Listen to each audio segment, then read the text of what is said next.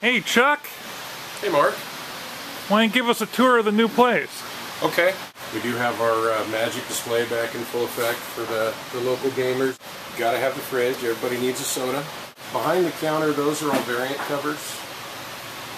So those are all the big tickets that I selfishly like to pull out of the hands of the masses. One big difference between here and the old stores, we've done, we've tried to make it so that the stationary displays down below are all the ongoing titles. We've got a shelf that's dedicated to, I don't know if you can catch it on there, but all-encompassing and pocket-draining crossovers from multimedia conglomerates.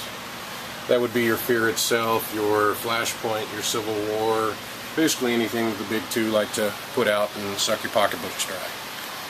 We've also got a shelf up here. We're trying to go real subscription heavy in the store now. So if you subscribe to the titles, you have no danger of missing any of the books. But what we do with the first issue of new books when they come out is we put them on the top shelf. If you want it, we add it to your subscription list. Bottom shelf is, well, it's kind of overflow of all the multimedia conglomerates, but it's also one-shots and limited series.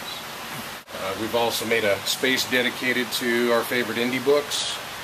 That's everything that's currently selling to walk-in customers as well as Creators Edge Press. I don't know if you've heard of them. They're a local publishing company based out of Puyallup. Right now we've got over 3,000 graphic novels on display. We've got over 10,000 more on our Amazon store. So oftentimes customers will come in, ask about a given book that they don't see on the shelf. Pretty well guarantee it's going to be in the back. We're trying to keep the toys to a bare minimum. And then my proudest achievement is one of your fellow Claw members did this airbrush display. He had done a chalk piece at the old store, and this one is so much more me. It's just oozing metal. But Brian Bartlebaugh was the guy that did that. It's always been a great contributor and customer to the store. We still got the Vitruvian display.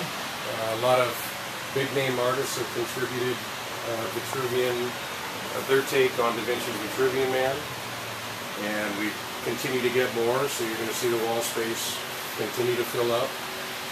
Underneath that you can see the 2 weeks of hard labor and glue huffing that I did with the comic book wallpaper.